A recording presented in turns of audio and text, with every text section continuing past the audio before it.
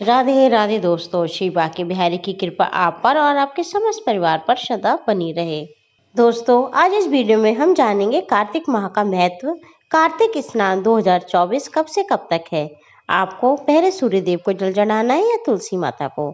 सुख समृद्धि के लिए ऐसी कौन कौन सी पूजा है जो जानकारी शुरू करने से पहले मैं आपसे कहना चाहती हूँ कि अगर आपको मेरी वीडियो अच्छी लगे तो इसे लाइक करें, शेयर करें और आपके अपने चैनल धर्म की यात्रा को सब्सक्राइब करें। बेल बटन को क्लिक करना बिल्कुल ना भूलें, इससे जब भी मैं कोई वीडियो नई अपलोड करूं तो उसका नोटिफिकेशन सबसे पहले आपको मिले। तो चलिए बहनों, सबसे पहले हम जानते हैं कार्तिक माह का महत्व। कार्तिक माह का महीना पूजा पाठ, धर्म कर्म, ध्यान और मांगलिक कार्यों के लिए विशेष होता है। कार्तिक का महीना चतुर्मास का आखिरी महीना होता है।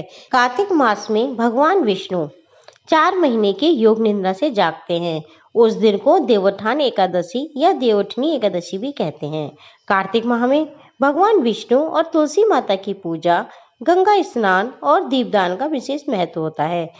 देखिए, वैसे तो कार्तिक मास में हमें गंगा स्नान ही करना चाहिए, लेकिन गंगा स्नान करना पूरे महीने पॉसिबल नहीं हो पाता, तो आप घर पर भी स्नान कर सकते हैं। लेकिन आपको बस इस बात का ध्यान रखना है कि आप अपने पानी में गंगा जल डाल लें। हाँ, अगर कोई बड़ा बुजुर्ग है, वो गर्म ठंडे पानी से नहीं नहा सकता, तो वो गर्म पानी से भी नहा सकता है, लेकिन बस इस बात का ध्यान रखना है कि आप उसमें गंगा जल ना डालें।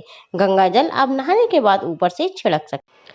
पुराणों में ऐसी मान्यता है कि इस माह भगवान विष्णु नारायण के रूप में जल में निवास करते हैं, इसलिए कार्तिक कृष्ण प्रतिपदा से लेकर कार्तिक पूर्णिमा तक नियमित रूप से सूर्य उदय से पहले आप नदी में या तालाब में, नहीं तो अगर आपसे ये भी नहीं हो पाता तो आप घर में तारों की छांव में स्नान करें। शास्त्रों के अनुसार जो मनुष्य कार्तिक मास में प्रतिदिन गीता का पाठ करता है उसे अनंत पुण्यों की प्राप्ति होती है।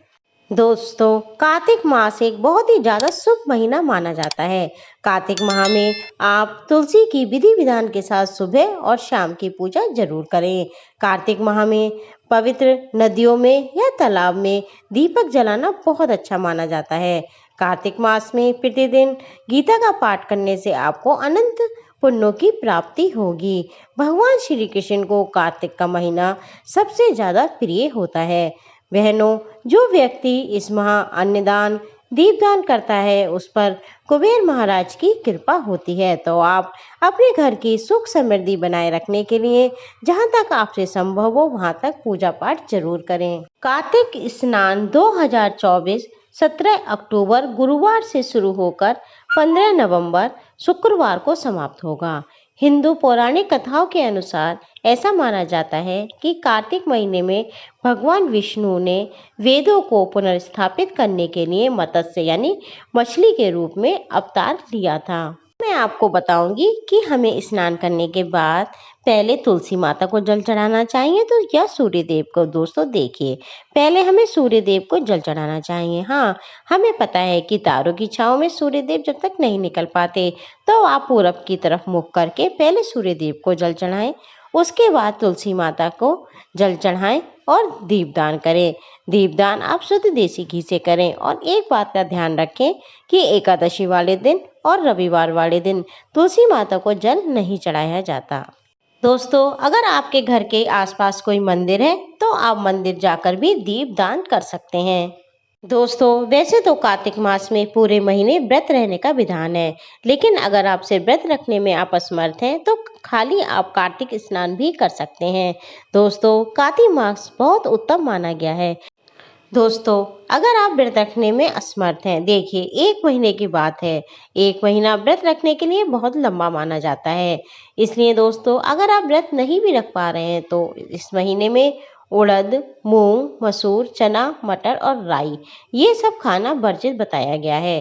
कार्तिक मास के पवित्र महीने में आपको मांसाहार का तो सेवन बिल्कुल भी नहीं करना चाहिए। कार्तिक मास में अपनी सामर्थ्य के अनुसार आप दान दक्षिणा जरूर करें। गरीब लोगों में गर्म कपड़े, अन्न और धन का दान बहुत ज्यादा फलदायी साबित होता है। अब मैं आपको बताऊंगी तुलसी पूजा के कुछ नियम। देखिए दोस्तों, अगर आप कार्तिक स्नान नहीं भी करते हैं तब भी आप सुबह ब्रह्म मुहूर्त में उठें, अपने इष्ट देवी देवताओं के ध्यान से दिन की शुरुआत करें। उसके बाद स्नान कर साफ वस्त्र धारण करें। तुलसी माता को जल अर्पित करें। उसके बाद माँ को आप सिंदूर लगाएं। बहुत से लोग तुलसी माता को सफ़ेद चंदन भी लगाते हैं, तो आप वह भी लगा सकते हैं।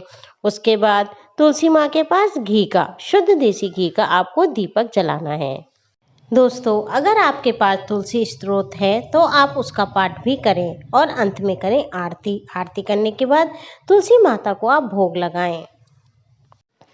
दोस्तों, आपको मेरी ये जानकारी कैसी लगी? अच्छी लगी हो तो इसे लाइक करें, शेयर करें और आपके अपने चैनल धर्म की यात्रा को सब्सक्राइब करें। बेल बटन को क्लिक करना बिल्कुल ना भूलें, जिससे आपको सभी मेरी वीडियो की नोटिफिकेशन समय पर मिलती रहे। राधे राधे।